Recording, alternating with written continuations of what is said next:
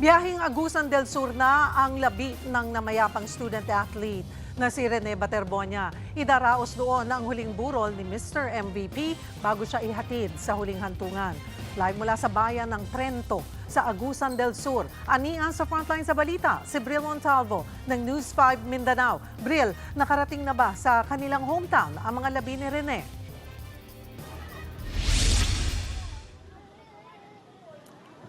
Cheryl, halos hindi nga mahulog ang karayom ang ruta ng funeral convoy ng Ateneo student athlete na si Rene Bobet Baterbonia mula sa Davao City papunta sa kanyang hometown sa Talacogon, Agusan del Sur dahil sa dagsa ng mga tagahangang nag-aabang sa daan.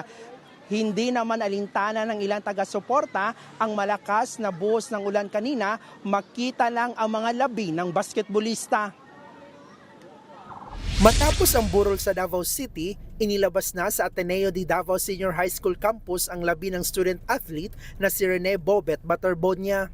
Dadali na ito sa bayan ng Talacogon sa Agusan del Sur kung saan lumaki at nahubog ang talento ni Bobet sa basketball. Pero bago ang halos 5 oras na biyahe, idinaan muna ang kanyang labi sa isang punerarya sa Panabo City. Kailangan kasing ayusin ang kanyang bangkay para maging maayos ang paghahatid sa kanya.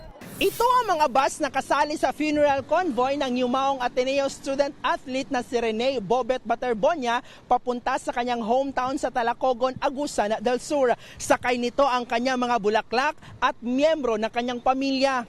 Sa Davao del Norte pa lang, kitang-kita na ang pagmamahal ng mga residente kay Bobet. Naglalakihang tarpaulin at LED screen sa gilid ng kalsada ang sumalubong sa funeral convoy. Daan-daan din sa kanyang mga tagahanga ang nakaabang sa kalye. Ngadto mi diri para mo tan-aw mag-atang siya. Gikan jud sa mong kasing-kasing support. Kuan ko siya na ganahan ko siya dula. Idol na ko siya kay mungkin adto mi diri para ko makita na ko siya ba. Ang iba raw sa mga taga-suporta ni Rene, umabsent pa sa trabaho o klase para masilayan ang basketballista bago ito ihatid sa huling hantungan. Rene, hinaot nga kanang maayo ang imong paglakaw sa kalibutan. Pride ka na mo, garbo ka na mo diri sa Carmen. Alas 2 ng hapon kanina nang tumulak na ang convoy papuntang Agusan. Bago ito, dumagsa rin ang mga taga-suporta ni Bobet sa Davao City. Tulad na lang ni Felix Perez na isa sa mga nakalaban nito sa hardcourt. Bumisita si Felix sa huling araw ng burol sa Ateneo para alalahanin ang dedikasyon at husay ni Rene sa basketball. Paano siya maglaro is very hustle po.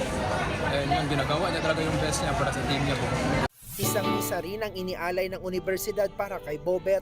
Inalala ng kanyang mga kaanak, kaibigan at mga pari ang mga sandaling kasama ang student-athlete.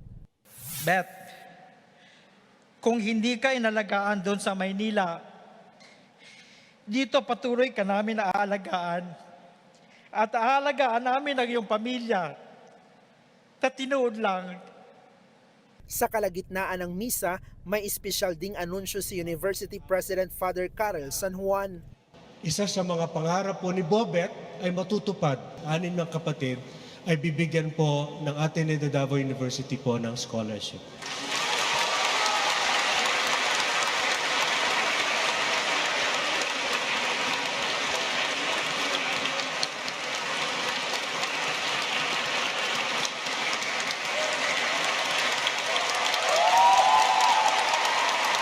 Pangalawa sa 7 magkakapatid si Bobet. Third-year criminology student ang kanyang kuya. 2 lalaking kapatid ang nasa high school habang 3 pa ang nasa elementarya. Sobrang lungkot po natin, wala na po siya, pero bubuhayin po natin si Bobet sa pamamagitan ng pangarap niya sa kanyang mga pinamahal sa buhay.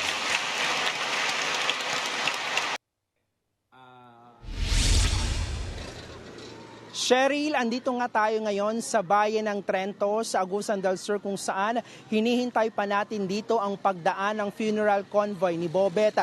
Daan-daang mga fans naman dito sa aking likuran ang nag-aabang sa mga labi ni Rene. Idederecho ang labi ng basketballista sa Talacogon Municipal Gym ngayong gabi para doon iburol ng 8 araw bago ito ilibing sa June 24. Magsisimula naman ang public viewing bukas ng 1:00 ng hapon.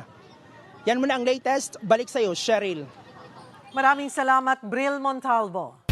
Mga kapatid, Cheryl Hosing po. Maging maalam at may pakialam sa mga napapanahong issue at headlines. Mag-follow at mag-subscribe na sa social media pages ng News 5.